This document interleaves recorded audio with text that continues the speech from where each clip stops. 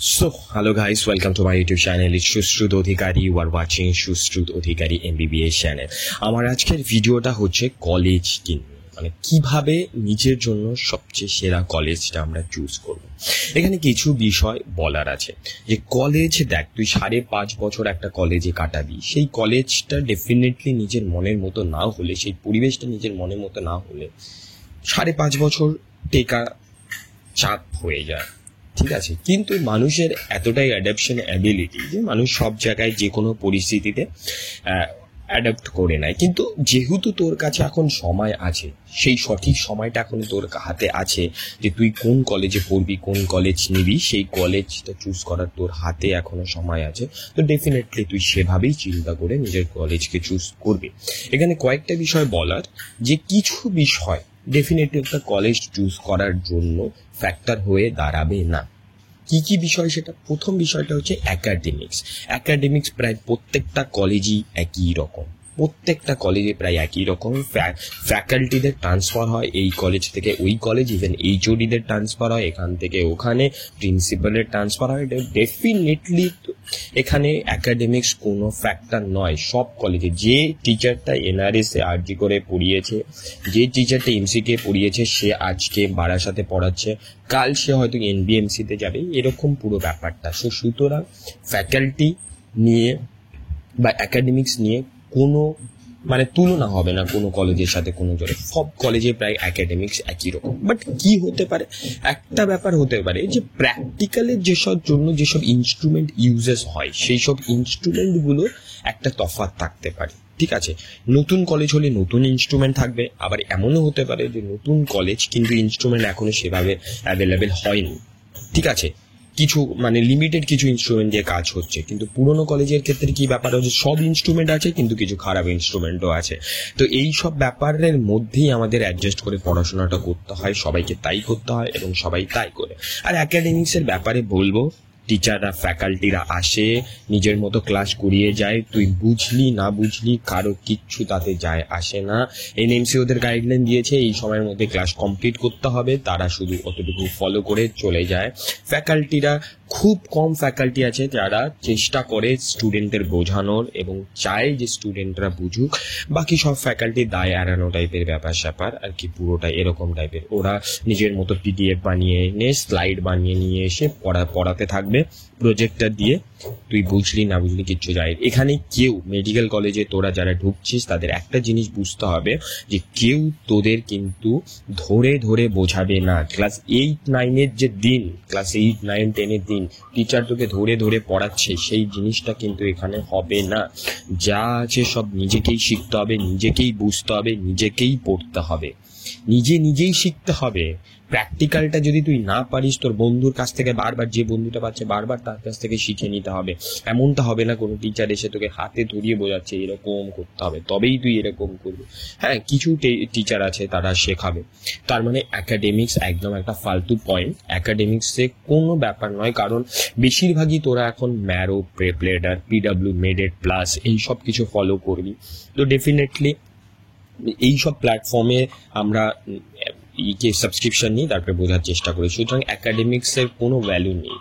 অ্যাকাডেমিক্সের value নেই বলতে গিয়ে আমি এটা বোঝার চেষ্টা করছি যে অ্যাকাডেমিক্স একটা কলেজ চুজ করার জন্য পয়েন্ট হতে পারে না। আলটিমেটলি তোকে সেলফ স্টাডি করতে হবে। তারপরে সেকেন্ড পয়েন্ট যেটা সবাই বলে যে পেশেন্ট লোড। যে কোনো হসপিটাল বা কোনো ডিস্ট্রিক্ট হসপিটাল যখন মেডিকেল কলেজে রূপান্তরিত করানো হয়েছে, তার ওখানে enough patient load already present আছে।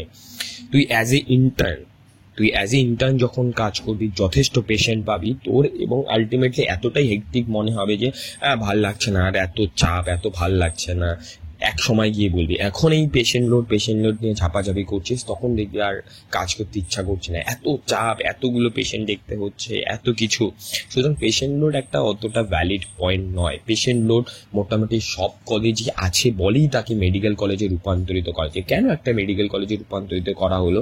যদি তাহলে ওটাকে ডিস্ট্রিক্ট হসপিটালে রেখে দেওয়া যেত, কিন্তু নয়, কারণ ওখানে পেশেন্ট লোড বাড়ছে দিন দিন, এর জন্যই তাকে মেডিকেল কলেজে রূপান্তরিত বেসিক্যালি করা হয়েছে। সবার থাকে যে patient is two cadaver ratio, ভাই যারা বাইরে পড়তে যায়, যারা বিদেশে পড়তে যায়, তাদের একবার জিজ্ঞেস করবো, ওদের ক্যাডেভার অবধি থাকে না, ওরা ডামির উপর ক্লাস করে। কিন্তু আমাদের প্রত্যেকটা কলেজে, থ্যাঙ্কস টু গভর্নমেন্ট, যে প্রত্যেকটা কলেজে আমাদের এনাফ ক্যাডেভার আছে। ক্যাডেভার ইজ টু যে স্টুডেন্ট রেশিও যেটা ব্যাপার, সেটা অতটাও বড় ফ্যাক্টর নয়। সবাই ক্যাডেভার দেখতে পারবি তুই যদি চেষ্টা করিস, ঠিক আছে। একটা ব্যাচ বেরিয়ে যাওয়ার পরে দাঁড়িয়ে দাঁড়িয়ে ওই ক্যাডেভারটা থাকবেই ওখানে, তুই ওখানে দাঁড়িয়ে আর একবার নিজের থেকে দেখে নিতে পারবি। কিন্তু দেখবি ফার্স্ট ইয়ারে ক্লাসে ঢোকার পর কয়েক মাস খুব এনার্জি থাকবে, তারপরে এগুলো কোনো কিছু করতে ইচ্ছা করবে না, ঠিক আছে। এই হচ্ছে ব্যাপার। এখন অনেক ঝাপাঝাপি অনেক কিছু বিষয় নিয়ে হয়, অনেক কিছু ব্যাপার থাকে, ঠিক আছে। কিন্তু আলটিমেটলি দেখবি যে সবাই একসাথে হুড়মুড় করে দেখতে হয়, কারণ এটা পসিবল নয় প্রতি 10টা স্টুডেন্ট একটা করে ক্যাডেভার অ্যাভেল করা, তাহলে 20টা ক্যাডেভার লাগবে। এটা পসিবল? ওটা পসিবল নয়। 3-4-5টে ক্যাডেভার সব কলেজেই থাকে, ঠিক আছে। ওটা এনাফ। তুই চাইলে সবাই চলে যাওয়ার পরে আবার নিজের থেকে দেখে নিতে পারবি ক্যাডেভারগুলো। এটা বড় ব্যাপার নয়, ইচ্ছেটা বড় ব্যাপার, ইচ্ছে শক্তি থাকতে হবে। Specialization, super specialization, trauma centre, tertiary cancer centre আছে কি আছে। এমবিবিএস লেভেলে তোকে কোনোদিনও, খুব রেয়ারলি, ঠিক আছে, খুব রেয়ার টু রেয়ার সিচুয়েশনে এই সুপার স্পেশালাইজেশন। তো যদি বাড়ি থেকে কোনো পেশেন্ট আসে তাহলে আলাদা কথা, তাও হয়তো বাড়ি থেকে পেশেন্ট আসলে তুই কোনোদিনও সরকারি গভর্নমেন্ট হসপিটালে, যদি যাদের টাকা আছে তারা হয়তো চলে যাবি দেবী শেট্টির হসপিটাল, ওটাই ব্যাঙ্গালোর ফ্যাঙ্গালোর কোথাও চলে যাবি, কোনোদিনও যাবি না। তাহলে তোর এমবিবিএস লেভেলে সুপার স্পেশালাইজেশন আছে কি আছে নেই যায় আসে না।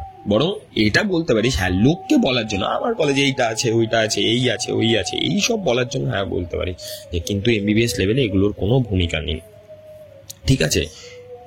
এবার ব্যাপারটা হচ্ছে আর একটা পয়েন্ট যেটা দাঁড়াচ্ছে, সেটা হচ্ছে কোচিং ফ্যাসিলিটি। অনেকে ভাবি যে কোচিং ফ্যাসিলিটি কলেজে যত কাছে কাছে অ্যাভেলেবেল হবে তত ভালো হবে, কিন্তু আমার কথা, এখন বেশিরভাগই কোচিং ফ্যাসিলিটি আমরা অনলাইনে নিয়ে থাকি, ঠিক আছে। অফলাইন কোচিং সেন্টার, যারা খুব মনে করিস যে অফলাইন কোচিং সেন্টারে যাবি, তাদের কলকাতার কাছে কলেজ নেওয়া উচিত হবে, কারণ পেরিফেরিতে এখনো ওইভাবে কোচিং সেন্টার কিন্তু খোলেনি, offline coaching centre.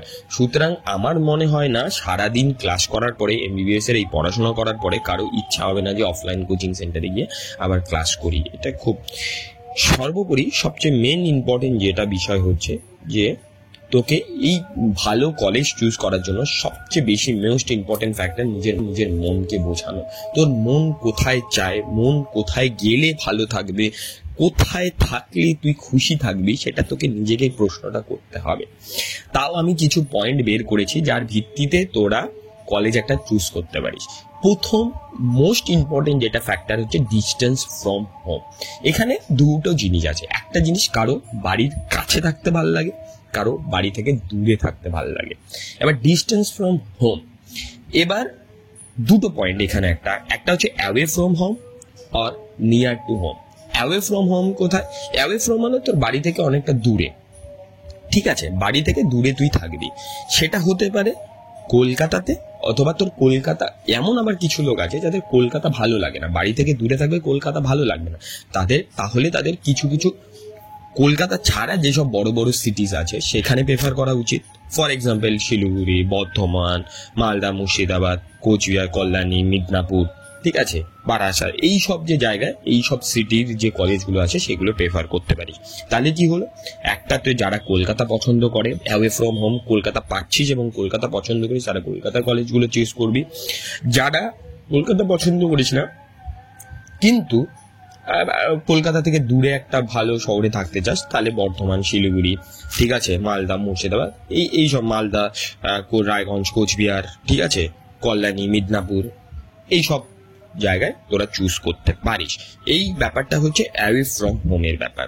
Away from home Kolkata পছন্দ করিস কি? কিছু লোক আবার অ্যাওয়ে ফ্রম হোম আছে, অ্যাওয়ে ফ্রম হোম থাকতে চায় কিন্তু শান্তির জায়গায় থাকতে চায়। তাহলে দেখে নে কোথায় শান্ত পরিবেশ আছে ক্যাম্পাসে, কোথায় শান্ত পরিবেশ, গ্রামের পরিবেশ থাকবে, এই টাইপের কোথায় কলেজ আছে সেটা তোরা একটু দেখে নে, তাহলে হয়ে যাবে। নেক্সট ফ্যাক্টর হচ্ছে নিয়ার টু হোম, বাড়ির কাছে। এটা সহজ, খুবই সহজ একটা ফ্যাক্টর, সহজেই তুই চুজ করতে পারবি। বাড়ির কাছে, বাড়ির সবচেয়ে কাছের যে কলেজটা আছে সেটা চুজ করতে পারবি। অনেকের ক্ষেত্রে প্রবলেম হতে পারে যে বাড়ির সবচেয়ে কাছে 2-3টে কলেজ আছে, একটা হচ্ছে ওল্ড কলেজ আর নিউ কলেজ। ওল্ড কলেজ এবং নিউ কলেজের প্রত্যেকটারই কিছু না কিছু প্রবলেম আছে, ঠিক আছে। এবার ওল্ড কলেজ নিউ কলেজের মধ্যে তো যদি কনফিউশন হয় তাহলে তোকে 2-3টে জিনিস তোকে লক্ষ্য করতে হবে। একটা, তুই লক্ষ্য করতে পারিস যে ক্যাম্পাসটা কিরকম। অনেক ইউটিউব চ্যানেলে অলরেডি প্রত্যেকটা কলেজের প্লাস ক্যাম্পাস ট্যুর মানে লোকে করিয়েছে, তুই ক্যাম্পাসটা দেখতে পারিস, ওল্ড কলেজের ক্যাম্পাসটা ভালো না নিউ কলেজের ক্যাম্পাসটা ভালো, 1 নাম্বার পয়েন্ট।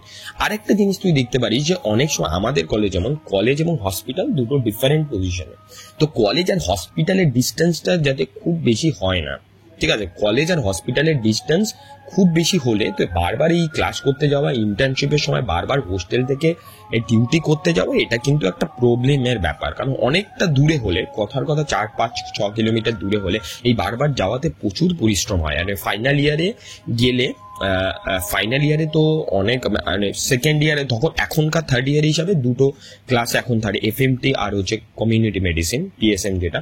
আর ফাইনাল ইয়ারে কিন্তু প্রচুর ক্লাস, এত ক্লাস যেতে কিন্তু প্রচুর পরিশ্রম হবে, প্রচুর সময় লাগবে।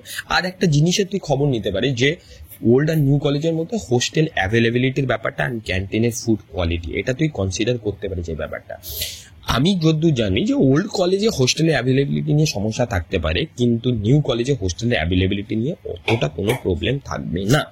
এবার আমি কিছু কি ফ্যাক্টর বলছি যেটা ওল্ড কলেজে, মানে ওল্ড কলেজের ক্ষেত্রে কিছু কি ফ্যাক্টর আর নিউ কলেজের ক্ষেত্রে কিছু ফ্যাক্টর বলছি। নিউ কলেজের ক্ষেত্রে কি দেখবি, সমস্ত কিছু কিন্তু ইনফ্রাস্ট্রাকচার নিউ থাকবে, ইনস্ট্রুমেন্ট নিউ থাকবে, সবকিছু নিউ থাকবে, তারপরে লোকজনও নতুন থাকবে। তারা মেডিকেল যে সিস্টেমটা সেইটা সম্পর্কে অতটা অবগত থাকবে না। তার মানে তুই যদি প্রথম ব্যাচ হোস বা তুই যদি সেকেন্ড থার্ড ব্যাচ হোস, তাহলে তোকে কিন্তু একটা স্ট্রাগল ফেস করতে হবে। স্ট্রাগল কি টাইপের স্ট্রাগল ফেস করতে হবে, সমস্ত কিছু নতুন নতুন হবে।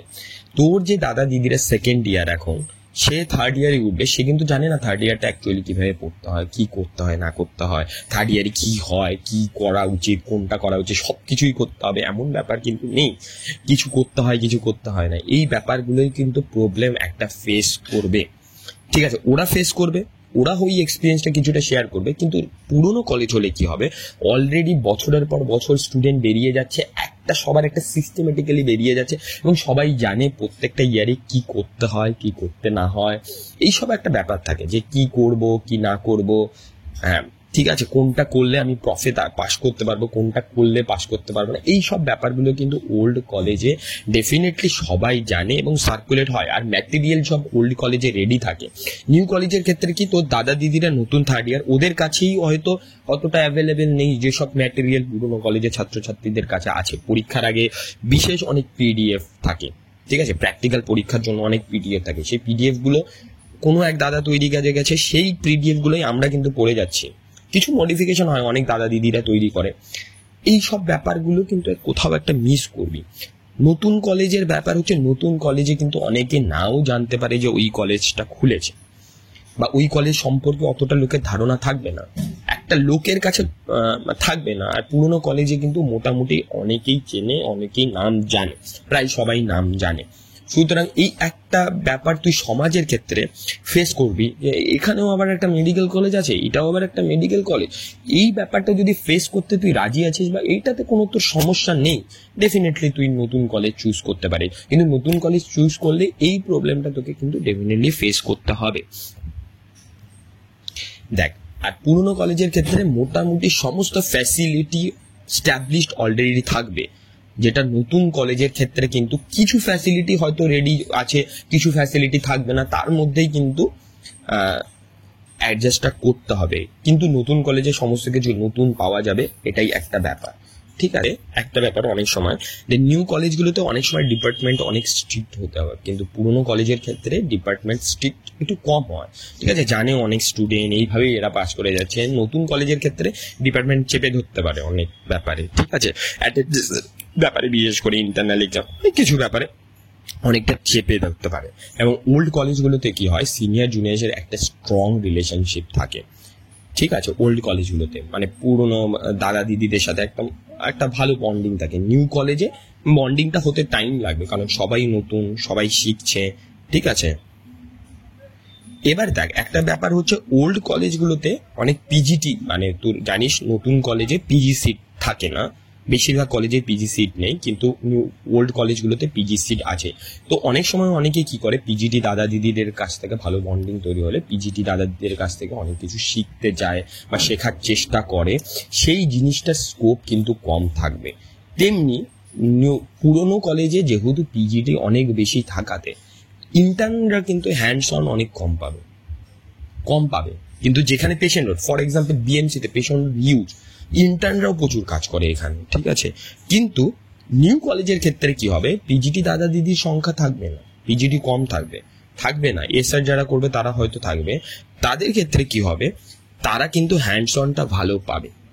মানে অনেক পুরনো কলেজে হ্যান্ডস অন পাওয়ার চান্স কম থাকে, আবার অনেক নতুন কলেজে হ্যান্ডস অন বেশি পাওয়ার চান্স থাকে। তো এই সব কিছু ফ্যাক্টর ওল্ড আর নতুন কলেজে, এবার তুই নিজেই বিবেচনা করবি যে কোন কলেজটা তোর জন্য ভালো আর কোনটা ভালো নয়। তুই একটা শান্ত পরিবেশ পছন্দ করলে, সেরকম ক্রাউডেড এরিয়া পছন্দ না করলে তোকে চিন্তা করতে হবে কোন ধরনের জায়গায় গিয়ে তুই থাকবি, ঠিক আছে। কোন কলেজটা বেশি ক্রাউডেড এরিয়াতে নয়, সিটি এরিয়াতে নয়, একটু গ্রামের দিকে, ঠিক আছে, ভিলেজ কালচারটা পাবি। তো সেইভাবে তোকে কলেজের ক্যাম্পাসটা দেখে চুজ করতে হবে। সর্বোপরি একটাই কথা বলবো, কলেজের থেকে মোস্ট ইম্পর্টেন্ট হচ্ছে কলেজের আশেপাশের পরিবেশ এবং সেই শহরটা। কারণ তোরা যারা হয়তো সবাই তো হোস্টেলে থাকবি না, কিছুজন হোস্টেলে থাকবি, কিছুজন বাইরে পিজিতে থাকবি। যারা পিজিতে থাকবি তাদের ক্ষেত্রে ওখানকার খাবারের অ্যাভেলেবিলিটি কেমন, রাত্রিবেলা চলাফেরার জন্য কতটা সেই জায়গাটা সুরক্ষিত, সেই সব ব্যাপারগুলো কিন্তু তোকে চিন্তা করতে হবে, ঠিক আছে। এবার আমি তোদের জন্য একটা লিস্ট তৈরি করে এনেছি যে ফর নর্থ বেঙ্গলের একটা ছেলে এবং একটা সাউথ বেঙ্গলের ছেলে, তার জন্য কলেজের প্রেফারেন্সগুলো এক এক করে কি হতে পারে। তো আমার এটা নিজের বক্তব্য বা নিজের থেকে তৈরি করা এটা। তো এখানে তোরা নিজের মতো করে তৈরি করবি, ঠিক আছে। বাড়ি থেকে মেইন দুটো ফ্যাক্টর, একটা হচ্ছে বাড়ি থেকে ডিস্টেন্স, এটাকে কনসিডার করা হয়েছে। নর্থ বেঙ্গলের ক্ষেত্রে আমি শিলিগুড়ি থেকে ডিস্টেন্সটাকে কনসিডার করেছি। এবং দ্বিতীয় ফ্যাক্টর হচ্ছে পুরনো কি নতুন না, শিলিগুড়ি থেকে কাছে এবং পুরনো কলেজ তাকে আগে প্রেফার করা হয়েছে, ঠিক আছে। তো প্রথমেই তো এমসিকে আসবে, তারপর IPGEMER, NRS, CNMC, 5 নম্বরে বিএমসি অথবা আরজি কর। তোরা চয়েস করবি কোনটাকে তোরা আগে দিবি, কোনটাকে পরে দিবি। তারপরে নর্থ বেঙ্গলের ছেলেদের জন্য NBMC, north Bengal medical college, ঠিক আছে। তারপরে তোদের জন্য যেটা হচ্ছে, তারপরে সাগর দত্ত, তারপরে কল্যাণী JNM, তারপরে বাঁকুড়া সম্মিলনী মেডিকেল কলেজ, তারপরে মালদা, মুর্শিদাবাদ, মিদনাপুর, ঠিক আছে। তারপরে আমাদের কোচবিহারের NJN মেডিকেল কলেজ, রায়গঞ্জ, তারপরে আমি সাউথে আবার চলে আসবো ডায়মন্ড হারবার, তারপরে জলপাইগুড়ি, রামপুরহাট এবং রেস্ট সাউথের যে কলেজগুলো আছে সেই কলেজগুলো। এবার ফর সাউথ দিচ্ছি MCK, IPGEMER, NRS, CNMC, BMC অথবা আরজি কর, সাগর দত্ত, কল্যাণী JNM, বাঁকুড়া সম্মিলনী মেডিকেল কলেজ, তারপরে NBMC, তারপরে মিদনাপুর, তারপরে মালদা, মুর্শিদাবাদ, ডায়মন্ড হারবার, রামপুরহাট, শরৎচন্দ্র, প্রফুল্লচন্দ্র, তারপরে NJN, বাকি সাউথের কলেজগুলো, ঠিক আছে। আর সবার শেষে হচ্ছে রায়গঞ্জ আর জলপাইগুড়ি। তো এই যে প্রেফারেন্স লিস্ট, এইভাবে তোরা চয়েস ফিল করতে পারিস। এটা আমার মতামত, সম্পূর্ণ আমার নিজের মতামত, বাড়ি থেকে ডিস্টেন্সের উপর। আর ডিস্টেন্সটা ডেফিনেটলি সাউথের ক্ষেত্রে কলকাতা থেকে রেফারেন্স নেওয়া হয়েছে। এই যে আমার ভিডিও আজকে এই অবধি, আমি যত সম্ভব চেষ্টা করলাম তোদের এক্সপ্লেইন করতে যে মনের যেখানে শান্তি পাবে, মন যে শহরটাকে বেশি ভালোবাসে, মন চাইছে ওই শহরে গিয়ে বসবাস করতে, থাকতে, তাহলে সেই শহরে গিয়ে তোরা সেই শহরের কলেজটাকে চুজ কর। যাদের কলকাতা ভালো লাগে একান্ত, কলকাতায় যদি চান্স পাচ্ছিস তাহলে কলকাতার কলেজ চুজ কর। যাদের কলকাতা ভালো লাগে না, যে শহরটা ভালো লাগবে, যে ক্যাম্পাসটা ভালো লাগবে, সেই ক্যাম্পাসটা চুজ কর। বাদ বাকি সমস্ত কিছুই একই, প্রায় প্রত্যেকটা কলেজে কোথাও তুই কোনো রিগ্রেট ফিল করবি না এই ভিডিওটা দেখার পরে, অ্যাটলিস্ট কলেজ চুজ করার দিক থেকে। Thank you.